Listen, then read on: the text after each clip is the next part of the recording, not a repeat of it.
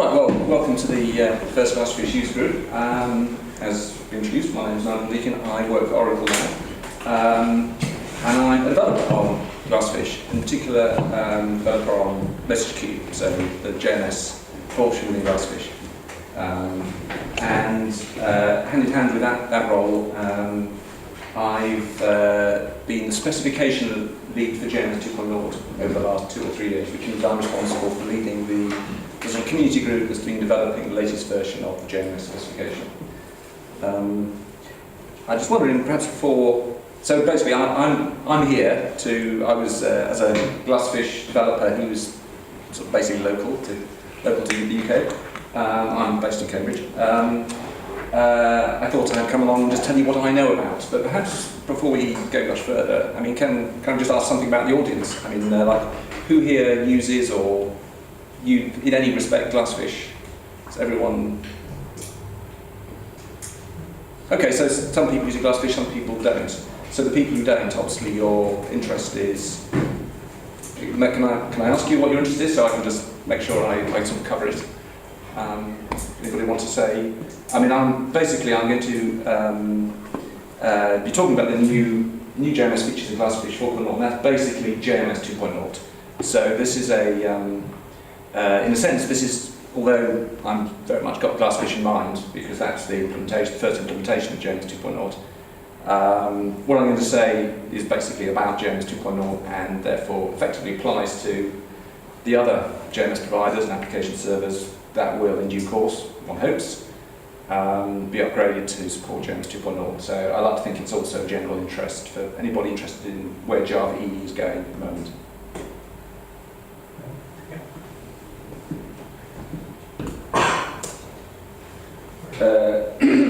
There's an Oracle disclaimer which basically says you shouldn't believe a word I say. Actually, the main thing is I'm not supposed to say things about what happens in the future.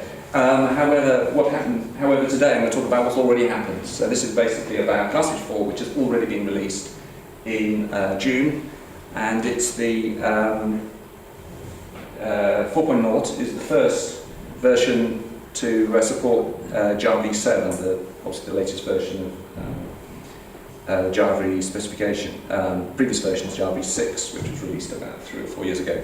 And that's what, if you're using GlassFish 3, then that supports Java 6. Messaging,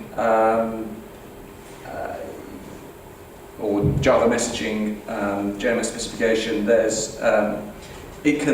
it's basically defined as a specification, so you can use it either in the Java application server, such as GlassFish, or you can use it in a sort of standalone Java SE environment. And there's a variant, in a sense. This sort of section of GlassFish which is does JMS messaging is also available as a standalone product, which we're calling which is called Open Message Queue or GlassFish Message Queue. So if you want to download and try out JMS 2.0 messaging using GlassFish technology, you can either, depending on quite what type of application you want to create, you can either download GlassFish or you can download just Open Message Queue. I'm sure they're easy enough to find on the web.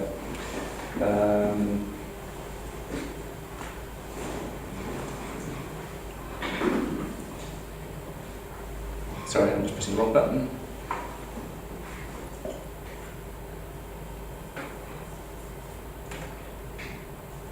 Right, so new messaging features in GlassFish 4. Basically, it's because this is a GlassFish user group, I thought I'd just talk briefly about 1 or 2 new features which are unrelated, messaging features which are unrelated to JMS 2.0, and then the real meat of what we've been doing for messaging in GlassFish is JMS 2.0. So that's why that's in big bold italic.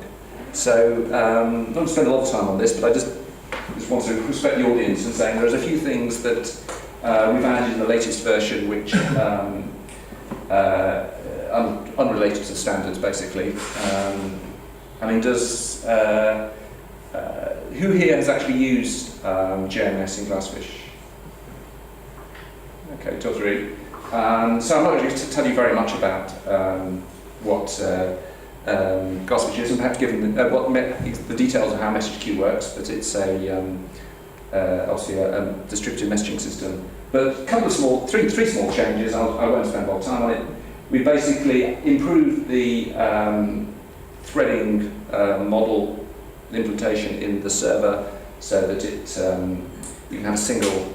Well, there already is a feature that basically exploits NIO technology to Java.NIO technology to allow a single thread in the server to support multiple clients. And basically, that's just been re-engineered to use the same NIO framework that GlassFish itself uses. And from the user's point of view, the main difference, apart from the fact it's a better, higher quality implementation, is that it supports SSL in that case. So if you want to use that particular threading model, you've got SSL.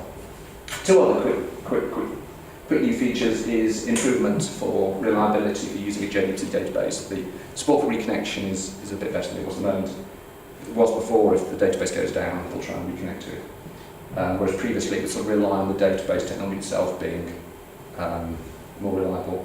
And the third thing is, well, I'm going to talk about new features in JMS 2.0, which is a Java API, but Message Queue itself, GlassFish supports a C API, C client to it. That's not standard, that's specific to the product. But we've extended that to support a few of the new features that are coming into JMS standard. So if you're using a C client, you can use these new features, which I can talk about in a moment. So let's go on to JMS 2.0. So this is the messaging API within Java EE, Java EE, Enterprise Java, and you know, Java EE consists of a whole set of standards, basically, of which JMS is just, Java Message Service is just one of several. So there's EJB specification, there's servlet specification, there's lots of others. But JMS is the messaging component, and of all the specifications within Java EE, JMS is actually the one that's changed least. JMS 1.1 was, well, it's JMS 1.0 in about 1999, JMS 1.1 in 2002, and then it hasn't changed since I came along, I suppose. So unlike everything else, unlike all the other parts of JMS, it's actually stood unchanged for 10 years. And I'd like to be able to say that's partly because it just did the job. It was, you know, it's not a terribly complicated technology, not a very complicated API, and it did the job, and people just got on and did with it. Just got on and did things with it. But despite that, it was showing its age, and in particular, a lot of the some of the API features and the way it's used has looked a bit out of date compared with the new developments that have taken place in Java EE app servers over the last 5 years, in terms of, you know, support for things like annotation and decorative programming and things like that. And so it's time to, you know, I think it was generally agreed that it's time to start looking at how to improve JMS. So the first, so basically JMS 2.0 is the first of what I hope will be a number of updates to messaging in Java EE. So in many ways, this is, I hope, we're sort of catching up with a backlog of things that people have wanted. So there's quite a few things that people have wanted that aren't in it, and I hope obviously there's scope to do that in future versions. So JMS 2.0, this is a community. I don't know whether you know very much about the way in which these specifications are developed. They're effectively organised by these standards, basically. But let me just go a step back. Is the Java EE is a set of specifications which are implemented by different vendors. And the goal of it is so that your app developers can run applications that, in a sense, are portable between different application servers or messaging providers. And so the development of these specifications has to be done in a sort of like consortium of groups, consortium of interested individuals, including representatives of the vendors and other sort of experts, representatives of users and all other experts and interested people. And the process by which we develop a new version of standard is called the Java Community Process, JCP, and the project, in a sense, to develop a new version is called the JSR, Java Specification Request. And so basically, the project to develop JMS 2.0 was launched in 2011, and with an expert group of about 10, 20 people, including representatives from C2B2, used to say, very helpful, and the companies IBM, Red Hat, and it's all on the website. But the first version to implement this is the reference implementation, which is GlassFish, open source product, and the standalone version, Open Message Queue. So basically, that's where we are with JMS 2.0.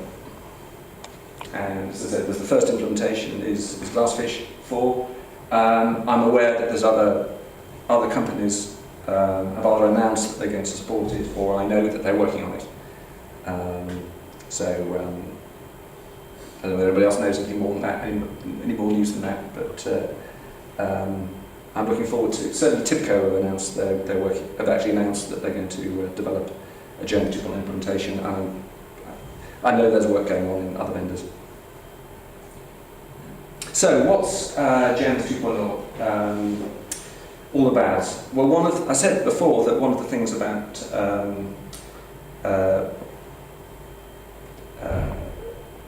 JMS compared with some of the other specifications within technologies within Java EE is that it's been rather left behind by some of the developments to make the rest of Java EE easy to use. If you've ever watched the history of enterprise Java beans, for example, they've been considerably simplified over the last few years in terms of the programming model. And in many ways, one of the goals of JMS 2.0, in fact, the biggest goal, actually, in retrospect, was just to make JMS Java messaging basically just simpler and easy to use. It's not a complicated thing, but the API was more complicated than it needed to be. So that's really the biggest thing really I have to talk about today is just a new simpler API. Hi. A few other things I will mention though is new messaging features people have requested, vendors and the community, and a few other things, in particular better integration with Java EE itself as opposed to the standalone version, and some better standardization, and I'll talk about those fairly soon. So let's get stuck in and look at some code. And I'd like to say, what I'm going to do is to talk about how JMS 2.0 is, and GlassFish 4 therefore, messaging into GlassFish 4, here we are, is simpler and easier to use than the previous version. And because this is standard, JMS is standard, we can't just throw away what we've got before, what we've already got, and just replace it by something new, because keeping compatibility with existing applications is an essential requirement. So we basically adopted after some discussions of how we can make it simpler and easy to use, we decided that there was a limit to how much you could actually simplify and improve the existing API, and that there was some scope to do it. It was decided by the expert group, which I was leading, that we really need to define a new API that essentially superseded the old one. I mean, there's other examples of in Java where that's been done.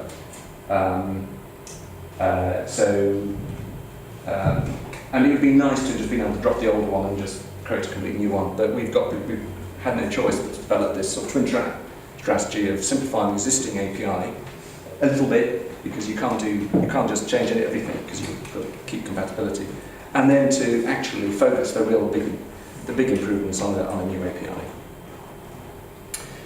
So unfortunately, this actually makes the situation more complicated, because this isn't the first time in the history of JMS that we've added a new API. It would be nice if I didn't have to complicate things with basically a list of 4 APIs. But unfortunately, because we just simply can't drop old APIs, this is where we are. And these are all still in the API. Still in GlassFish, for example, still in the specification.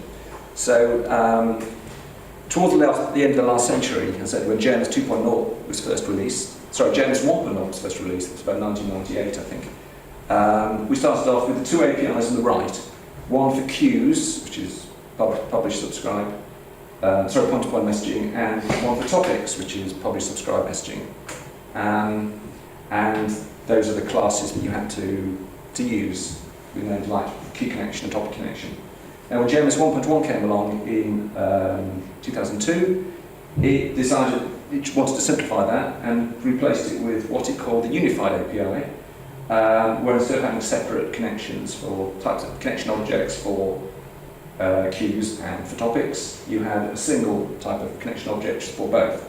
So this is the JMS 1.1 API with the interface, sort of more generic interfaces that are listed there. So that basically, that's JMS 1.1, but you've still got the JMS 1.0 interfaces, and you've had those have basically been deprecated for 10 years, but they're still there. And essentially, and now in JMS 2.0, we've got a fourth API, which is on the left, which is called the simplified API. Those are the interfaces it uses, and essentially the position now is that these four APIs, the two on the right have been deprecated for 10 years, so they stay deprecated and they'll still work, and they're still supported fully. But if you're learning JMS or writing an application, I would advise don't bother with it. They just complicate your application rather than simplify it. The JMS 1.1 API, we effectively renamed the standard API to allow us to contrast it with a new API, which is a simplified API. So it's a bit regrettable, this sort of complicated set of APIs we've got here, but because it's a standard and people have built real applications using the stuff, we can't just lose the old APIs. We're still going to make progress, so it's this dilemma we've got. So today I'm going to talk all about the simplified API, which is a completely new API, and I'm also going to talk about what we've done to slightly simplify the standard API. I'm not going to say anything about the other two, other than to say their legacy, don't use them unless you have to, unless your code already uses them. I don't know how much I want to spend. I don't know how long, whether I really should spend too long about telling you why the old API needed simplifying. So I'll probably get things fairly quickly. Some code at last. That's a relief. So let's look at the code to send a message. Okay, so remember the idea of JMS is to basically allow an application to, two applications to exchange data asynchronously without having to know about each other. That's basically what the message is about. And this is the code. I think actually you could run the servlet or a BJV for sending a text message, which is just basically a string, which is a sort of one simpler kind of JMS messaging. And this example's written for Java EE, which is why at the top it can use resource injection to introduce the connection factories. But apart from that, you could also apply for Java SE. So I think the main thing to observe is that this is quite a lot of code to send a message, basically. So let me just quickly cut to the chase. So what you're doing here is sending a message. You start with a connection factory. So you're sending one string to a queue, I think. So you have to have some resources which basically define the JMS provider, the messaging system you want to connect to. So you have two objects that basically define that you store in JDI using Java. So you have to look up an object that represents that's basically factory the connection to the JMS provider, and you have to look up an object that represents the queue that you're sending messages to. So but you can do those even in JMS 1.1 using source injection if you're in JMS, if you're in Java EE. And so in a sense that's already relatively straightforward and simple. I mean you don't have to do a JDI lookup yourself. You can just specify the type you want, it's a queue, and its name, the administrator sets it up. But then the next steps is the steps that follow that are the ones that are more complicated than they need to be. What do you do? For connection factory, you call a method to create a connection object. You then so you've got a connection object in your hand, which represents the connection. Then you call a method called create session with some arguments to create a session. And then you call a method called create producer. You pass in more parameters to create an object called message producer. So that represents an object that you're using to send a message. Next thing you need to do is to turn your string into a JMS object by calling a method called create text message.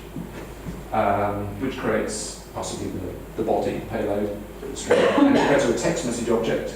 And then you add those two together by calling send on the message producer, and that actually sends a message.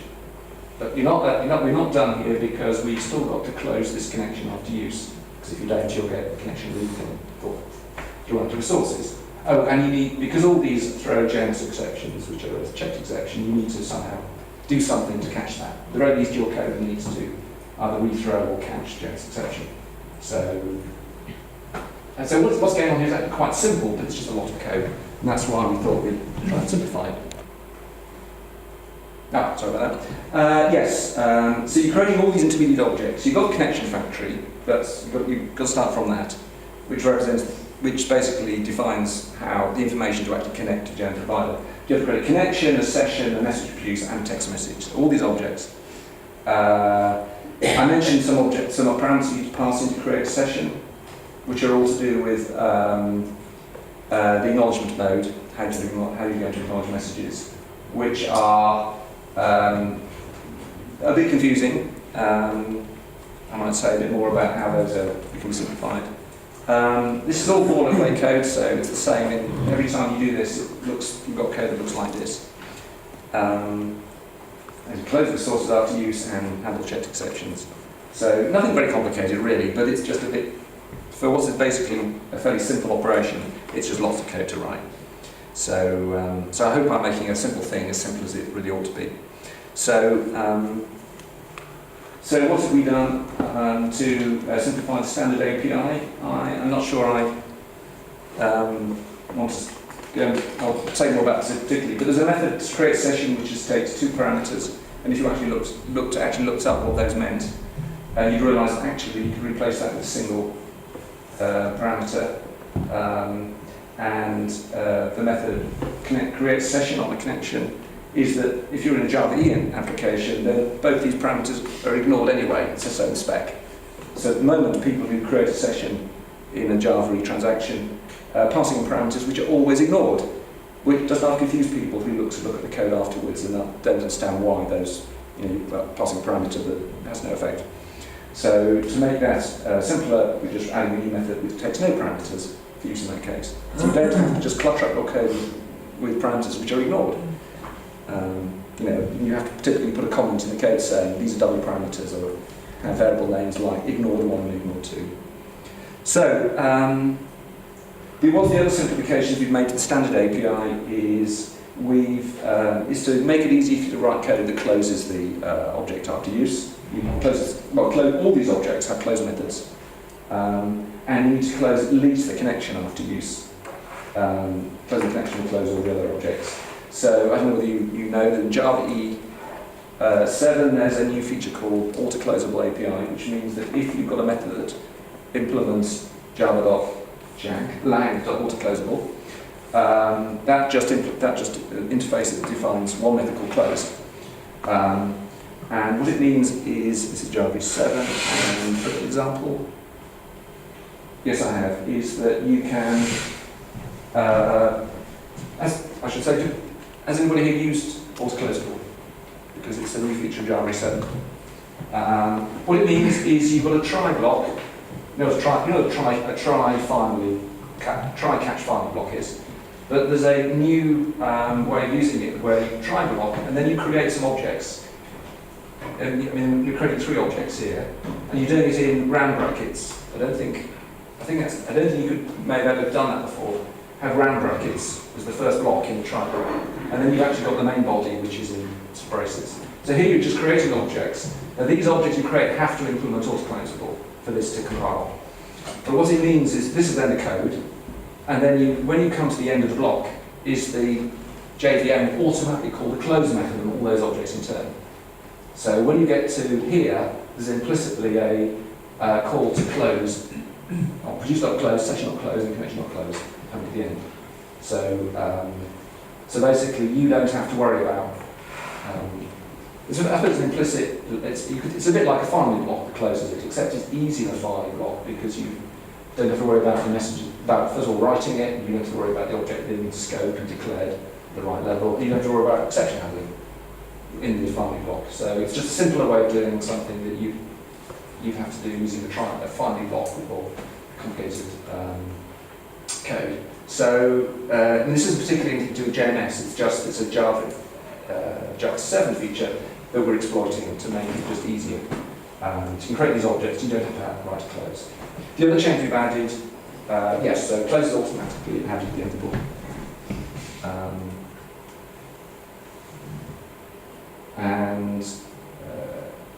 Let's just, yeah, so that's basically the change that we've made then to slightly simplify the code to send a message if you're using standard API. So it's a little bit simpler. You know, there's no more closing. There's no close anymore. There's, if you're in Java EE, there's no parameters there. So it's just a fairly small incremental development. And much more interesting is what we've done for JMS 2.0, the new simplified API. So this is a new API. Starts with the same connection factory and queue objects that the standard API has, JMS 2.1. So no implications for configuration here. But the actual code to actually send the message is much simpler. In this example, I've said 13 lines, the previous example is now 5.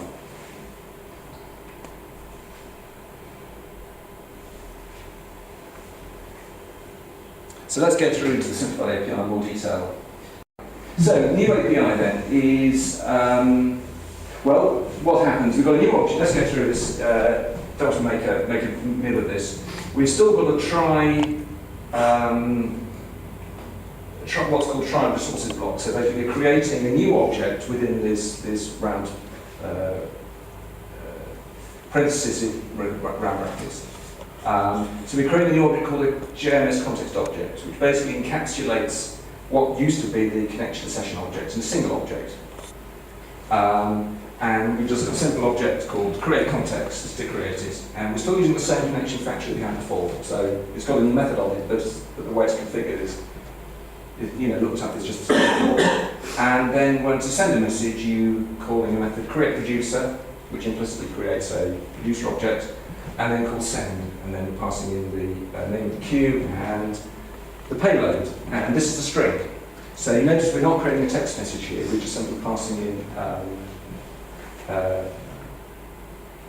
passing the string directly. And then here we're caching the exception. And then we're caching any exceptions, and then when we come to the end of the block, because we created it in this particular syntax here, what's called a try resources block, is it automatically close the context at the end. And one of the differences I wanted to say is that the other thing that needs to be said is the exception it throws is actually a different one than we had before. It was a JMS exception before, which was a checked exception, which meant you always had to. It wouldn't compile unless you either caught it or had a throw statement for it. Whereas the new API throws a JMS runtime exception, which is an unchecked exception, which means you're not forced to actually explicitly catch it in any particular method, or throw it in any particular method in the stack. It'll just be transparently passed up to whatever level you want to catch it. And given that most of the time you don't actually know how to handle exceptions in this API, just simply passing it up to some high-level catch block is usually what everyone does. Yes. Right, so let's just look more about JamesContext. I think I already said it's a new object which basically encapsulates the existing standard API's connection session, and also it's also a message producer object. And you create it from connection factory. So connection factory is still an interface you already have, and we've added some new methods on it to create a JamesContext. Because it holds a connection, you have to call close on it after use, or else, as I've said, create in this new syntax, try and source it block, in which case it'll get closed for you when you get to the end of the block. And it can also, this is another big deal I'll come to in just a moment, is you can also inject it into your code, and then let the container, if you're using a Java EE application, you can inject a JamesContext directly into your code, and then let the container worry about when to close it. So, for those who know the JMS API, there's a connection object from which you can create several sessions. The basic idea of a connection is it represents a connection to the JMS provider, the idea of a session object is it represents a single thread operation on the single threaded use of the connection, which means if you want to have several connections, several threads all doing things with the connection at the same time, you have to create several sessions. Even though the JamesContext has a connection and a session in this, if you want to create several sessions on the same connection, so you can use it in several threads, you just create one context from another, and there's no API to do that. So it's JamesContext object, and we're using it to create. This represents the connection to the James provider, but it's itself as a factory for two types of objects: a James producer object for sending messages, and James consumer objects for receiving messages. So let's just move on to talk about James producer. So this is the object to use to send messages. And in many ways, this is quite similar to the way you create it, very similar to the API for JMS 1.1, which is you need to create a session, you call a method called create producer, and it create a message producer objects, and then you call a method send to send a message. You pass it in the destination object and the message object. JMS 2.0, you can eventually do the same thing. So it starts off being quite similar. You know, they've deliberately intended that this wasn't a completely different API, because these objects were meant to sort of be recognisable. So you start with context, you create a method called create producer, it gives you a James producer object, and again, you pass in destination, that's the key of the topic, and a message, and you call send on it. So the JMS producer is the API is slightly different to make it easier to actually chain methods together. So one of the things you might want to do when sending a message is set various delivery properties. So what you might specify is non-persistent rather than persistent. But you might want to specify the message priority, you might want to specify an expiry time. So in JMS 1.1, or in the standard API, these are all methods on the producer. JMS 2, they're also methods on the producer, but because the API is designed, so that these methods will return the JMS producer back to you, you can just chain them together. So it's a fairly well-known pattern. You can just you can just call context, and if you want to set all these things, you need all in one line. So apart from just putting it all in one line, it also means you don't actually have to declare the producer object in code anyway.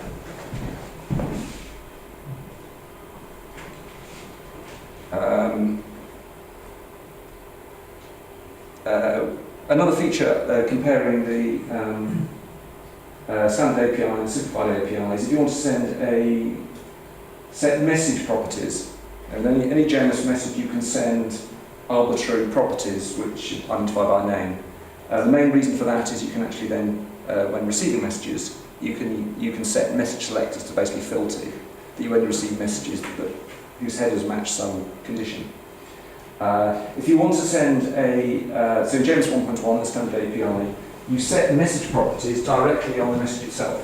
So again, if you want to send a string text message and you want to set a string property food to bar, you just have to use it using this method on the message. Now in JMS 2.0, you can still do the same thing, but we also allow you to set these properties on the JMS producer object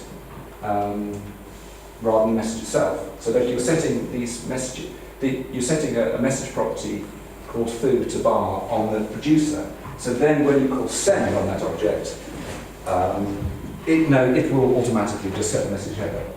That particular message property on the message it sends. You might think, why do you do that? The answer is that by moving those methods onto the producer, it means you don't actually have to create a message object at all. In that example, we're just passing in the string hello. And then what JMS will do when you call that is it'll spot that you've passed in a string, it'll create a text message, it'll set the properties you've specified, and then send it. So basically, what am I showing here? You've just got 4 lines and you're replacing with 1 line of code.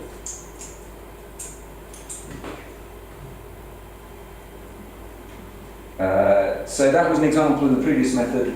previous slide of new methods of a method. I'll just go back again, perhaps I went quickly.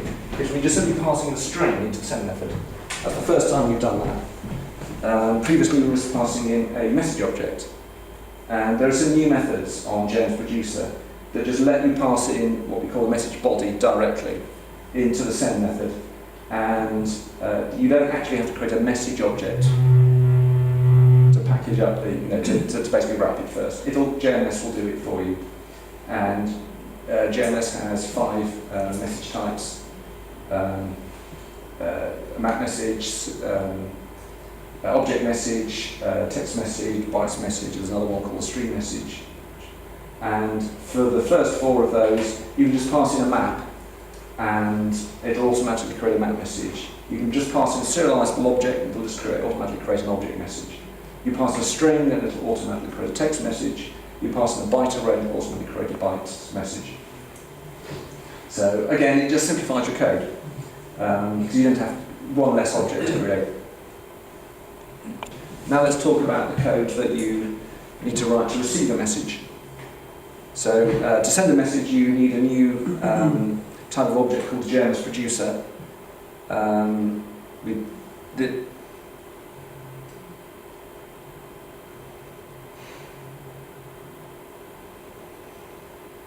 To send a message, you need to create a JMS Producer. To receive a message, you need to create a message called an object called the JMS Consumer. And again, this is rather like the message consumer object in the JMS 1.1 API. So in many ways, this is actually more simple, relatively similar to it, to the old API, basically. 2 ways to use this. This is very similar to JMS 1.1. Is you can receive messages synchronously, which basically you create a consumer object from the JamesContext, and then you call a method called receive. And in this example, you specify a timeout. So you call that little block until the message arrives. And in that case, we're setting you passed in a timeout of 1,000 milliseconds, which means that if no message has arrived or was received during that, at the end of a second, it will return null. There's a variant on it with where it will just wait indefinitely. So basically, that's called synchronous receive. And if you want to receive it asynchronously, this is where you still create a JMS consumer object, but in this case what you're doing is you're passing in a message listener object. This is a callback object which implements the existing message listener API. And basically once you set that, then when a message arrives, it will invoke the onMessage method on the listener you specified. Now, if you've used JMS, you may know that if you want to receive a message, you need to do a bit more than just create the listener or call receive. You also need to actually call a method called start on the connection. There's this explicit method start to say start delivering messages to me. And it's one of the most common user mistakes that we have in support for JMS applications, where people say, I've followed all the API and I've tried to, I've set my message listener or I've called receive. I know there's an object on the queue, message on the queue or topic, but I'm not getting anything. What's going wrong? And almost always the answer is that they haven't called the method connection.start to turn on delivery of messaging. Now there was a reason for having that. There is a reason for having that feature to be able to turn on and off delivery, just the tap to a consumer. But in most cases you don't need it. So in the simplified API, we've configured that the connection is automatically started for you. So it's just one, again, method you don't need to call. Another new feature we've added to JMS Consumer, and you may remember just a few moments ago I talked about how if you wanted to send a message in the old version, you had to create a message object and then set its payload or its body to be the string or whatever it is you want to send, and then send that. And then we've replaced it to just passing in the string or the payload. We've done something similar when you're receiving a message. So these are the methods that you can use in JMS 1.1 to receive a message, and we've got similar methods in the simplified API as well, where you can call receive, which blocks forever, receive with a timeout or receive no wait,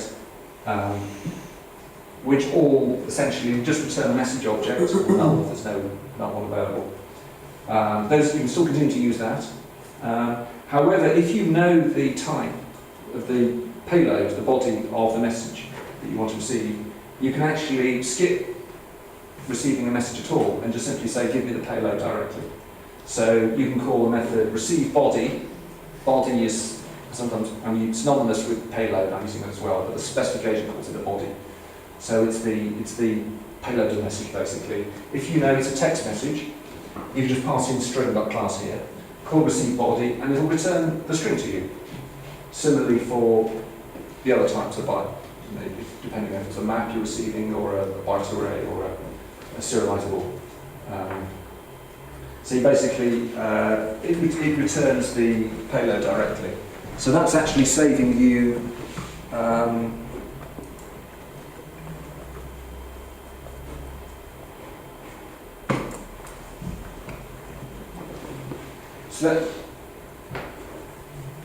so this is an example of receiving the that's an out-of-date slide. It's receive body, not receive payload.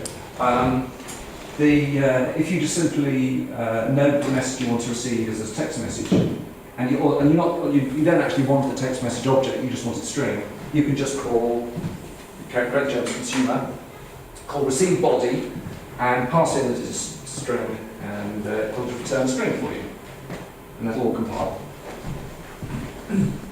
So it saves you having to. I don't think I can give an example of what it's saving you have to do, but before, if you don't want to do that, what you have to do is you have to say receive, and then with your message object, then you have to cast it to the appropriate type. So you've still got to cast, know what type it is, and then you've actually got to call a method like getText or getObject to actually get the body of the object out. So basically, you're replacing 3 lines of code with 2 there here.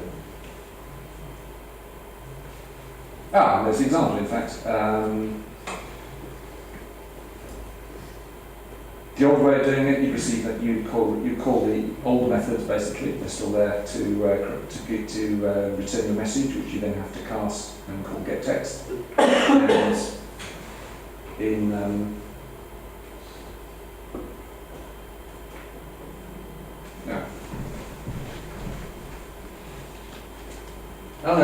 I'm sorry, I'm confusing 2 different points here.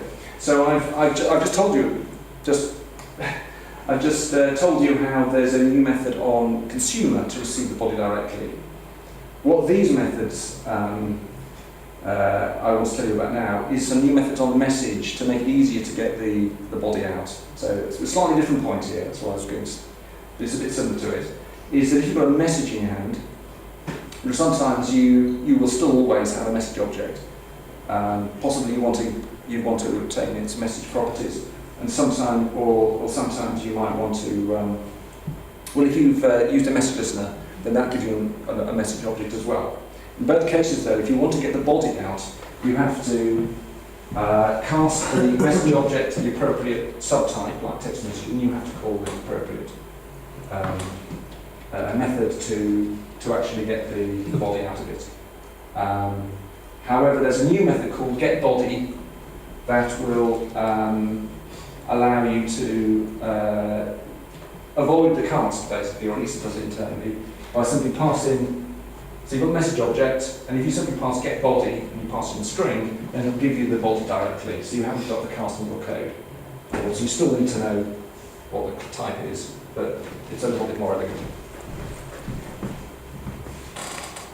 And you don't get a warning from the compiler that you're doing a cast that might fail. So, okay.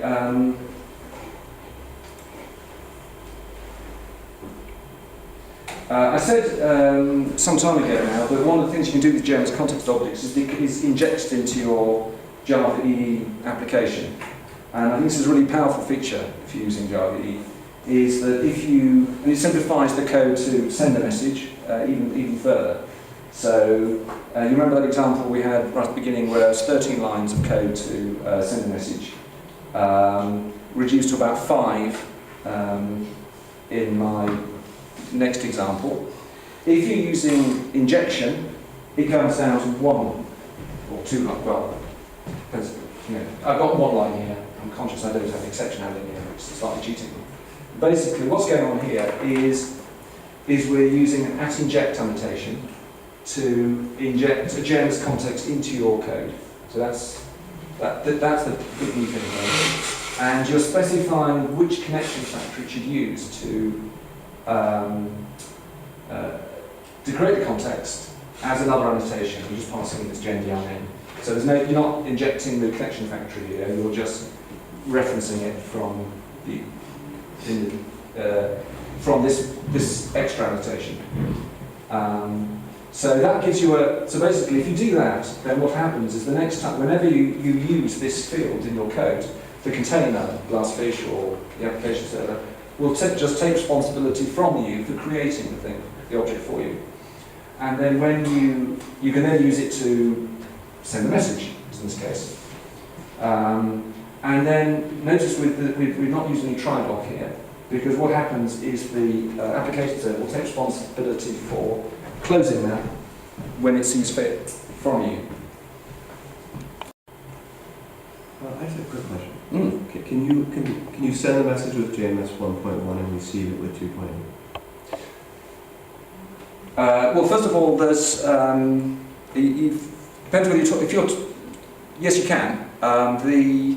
There's two slightly different things here. One is I'm often comparing with JMS 1.1, but of course the JMS 1.1 API is still there in GlassFish 4. So you've always got the choice of using whichever API you like. In fact, in the same application, do that. So they're sort of completely interchangeable in that sense.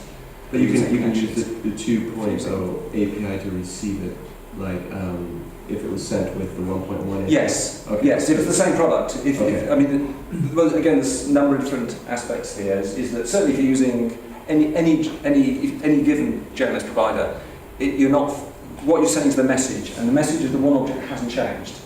It's basically where all four, in fact, APIs all overlap, is they all have the same message object. So there's no problem with sending using any of the APIs to send a message and using any of the APIs to receive it. That's completely independent. There's a slightly separate point, which isn't to do with the specification, but it's to do with versions of GlassFish.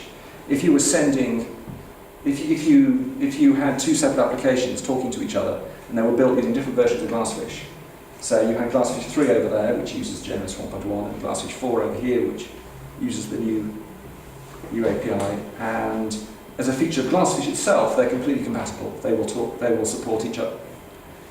There's no. You can use a single JMS server and different version of the client, and they will be entirely compatible.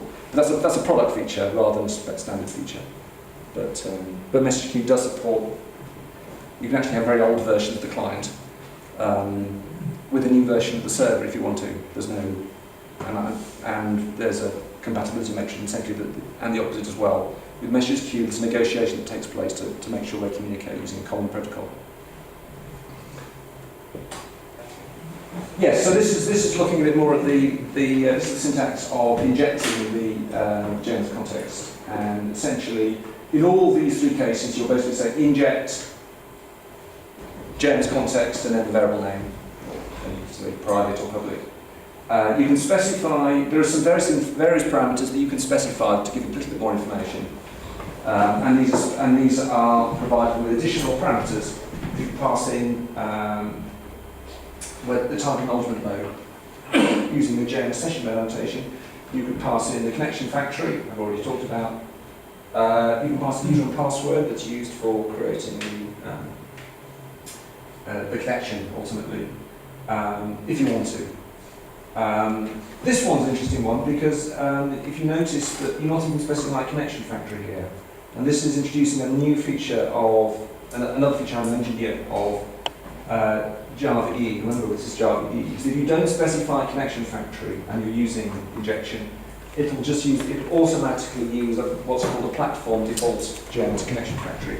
So basically whenever you use Java E now, Java 7, there'll always be at least one built-in connection factory with a well-known name that's specified in the spec that will always exist and will connect to the built-in basically it will, well, what I'm calling the built-in JMS provider, it's the one that comes with GlassFish. Now, I mean, it's intended that you can use an application server with other JMS providers as well. You're not forced to do that. So, but in 9 times out of 10, you're just using the built-in JMS provider that comes with the app server. So if you're using GlassFish, you'll use GlassFish MQ. If you're using, I know, WebSphere, you'll be using WebSphere MQ. But if you don't, so if you're injecting JamesContext and you don't specify a connection for it, it'll use the built-in one, which is what you want 9 times out of 10, I'd say, certainly in simple applications. So again, it's another example of how using JMS 2.0 is just simplifying the amount of code you need to write. There's some interesting features of JamesContext, which we can get into if you're interested. Is that these injected objects, I talked about when you inject a JamesContext object into your application, and then the first time you use it in your code, the container will make a will basically instantiate it for you. I mean, it'll be done for you. And then at some point later, I said the application set will decide when to close it or return it to its pool, which is what happened in practice. And there's a concept called a scope, which will determine how long, basically, the object hangs around before it gets closed. And for JMS 2.0, we've invented the following rule for scope of an injected object. Is that basically, if you're in a transaction, which of course you are by default in JavaScript 7, well, you are if you're in an EJB, you're in a transaction, then the scope will be the life of the transaction, which means the object will hang around and you can actually inject it again and get the same object until the transaction ends. Or if you've got 2 transactions, 2 EJBs in 2 transactions, and you inject an object into each, because they're different transactions, you'll get different objects, so they won't confuse each other. So in many ways, I think that's what people would expect to happen. Is that if you inject a JamesContext into a transaction, it'll hang around for the length of the transaction and it'll get closed. And if people here are familiar with JPA, the Java Systems Architecture, that's got a very similar concept of being able to inject a entity manager object, which is supposed to be a little bit like this. It's a handle on the database, and that by default has a scope of the transaction as well. So in many ways, this is if you're familiar with injecting an entity manager using the app assistance context annotation for JPA, this is meant to do the same. Effectively follow similar rules of scoping. However, one difference in JMS is the non-transacted situation is an important use case even in Java EE when using JMS. So we've actually defined what happens if there's no transaction. And basically, we think the spec has defined that the JamesContext will get closed when the request comes to an end. Now, the concept of request in a Java application is actually defined in the CDI specification. Context. Has anybody here, people here, come across CDI, context and dependency injection? Very, very powerful specifications, which is being used more and more in Java EE 7.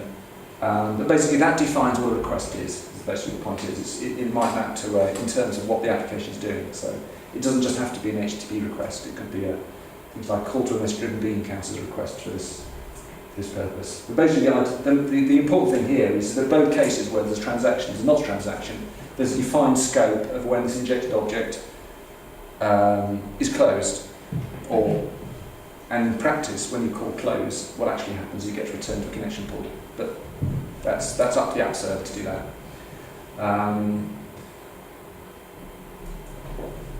And that's probably all I want to say about scope. So you can explore this a little bit more. But it's a sort of new way of working, I suppose, when you don't explicitly control the lifetime of the object you're using. You're just simply saying, I want some messaging. I just want a messaging capability in my application. I don't have to worry about the fact that it's an object that has to be close to the end. You just give it me and do everything. And that's the goal here. Is that if you want JMS to do messaging, you just inject JMS context and it's there and it's ready for you to use. Just like hopefully, Java persistence architecture API does as well. I've just talked probably a little bit more longer than I should have done about the simplified API, how that's basically reduced the amount of code. That's the single biggest feature, a new API. But there's a number of sort of messaging specific features that are basically available in both the simplified, both APIs, that we've also added in response to, basically in terms of what features were proposed during the consultative period where the expert group worked for the last 2 years developing.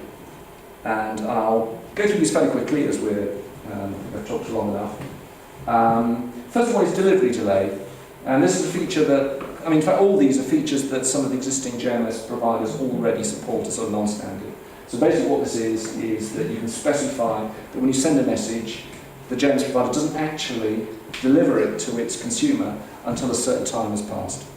So you send so basically if you're sending a message, you just set delivery delay on the producer, basically. You can do this on all the APIs, not just simplified API.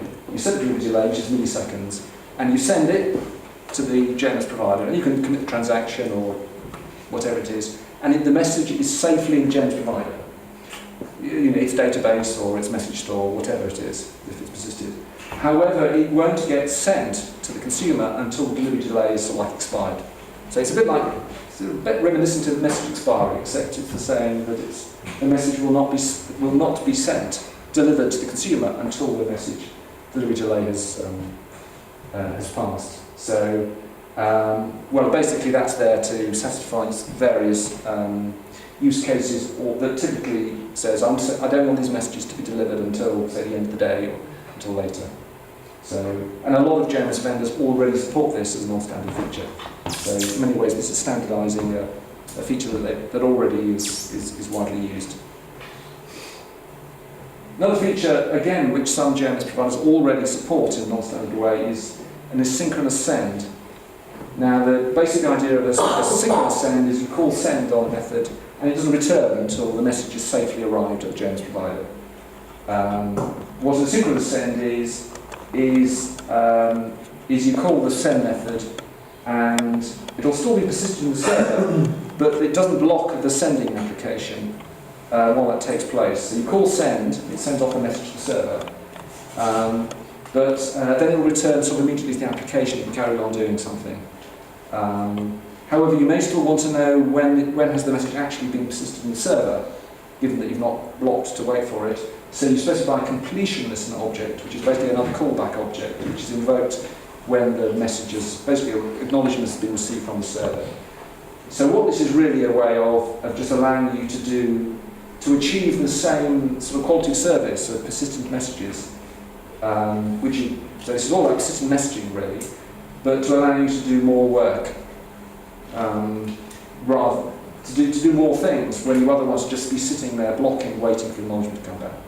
So typically what you do is you call send for the message and then do something else with the thread, and then at some point later you might block for the acknowledgement to come back. Does it not return like a futures object or something? It could have done that. It doesn't as it happens. It returns it's simpler than that. It just returns a object called completion listener, and that's in I don't know whether there it is. You pass in a completion listener object, which is a simple interface with two callbacks, one called on completion and one called on exception. Yes, we did consider whether to return a feature. I could have to go back and think about discussions to how we ended up like this, but that's what happens. You pass in a simple listener object, which you get told. You basically get notified when the object is actually has been acknowledged, or if there's been an error. And if you want to, you can block until on completion is called. May I ask you, if you pass instance of completion listener, it will be called by a different thread, right? Then you're... Well, it's up to you.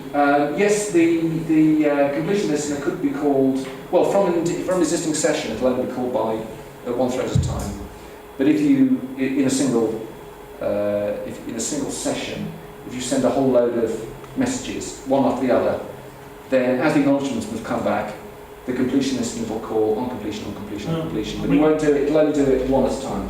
My question is, you have your thread, main thread of control. You send messages asynchronously, and once they are completed, the application container will call your listener with a different thread than your original thread. Yes, that's right. Yes. So it will be under different transactional context. Well, this is a feature that isn't available in XA transactions. Okay. That makes sense. Mainly, it will work in an ordinary transaction, in the Java SE transaction, but not in XA. I'll just say because it's harder to guarantee the XA transaction basically. It might be something we could do in a new version, but we didn't know.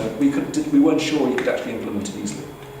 There's a lot about the threading, a lot of rules there. What happens in the spec? What happens you do when you call close and those outstanding transactions. Right, moving on very quickly before I finish. A couple of other things is these sort of slightly more esoteric. Is that there's a new parameter to tell that if you've got a message that's been delivered to a message listener, and the message listener throws an exception because it can't cope with it. Perhaps it's trying to write a database and it's down or something. Throws an exception. What happens then is the JMS provider will deliver it again and again and again. That's typically a rather useless thing to do. So typically what you actually want to be able to do is you want to be able to detect that the message is being constantly redelivered and do something else with it, like ignore it or send it to a dead message queue or something like that. Now, JMS does not define what should happen when this happens itself.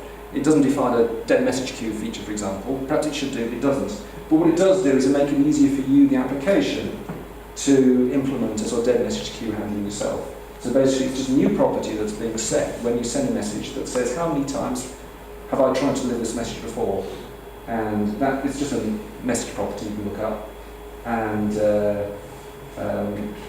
you can say, the application can say, this message has been delivered 10 times before, and presumably, which means you must have thrown an exception 10 times before.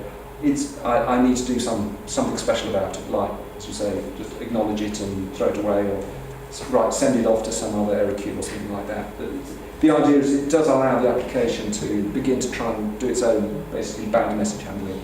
Another feature is, perhaps we haven't got time to go into, but it's quite a significant one, is the ability to have multiple consumers on the same dual subscription topics. I just don't think we have time to go about this, but if you're interested, I can talk about it.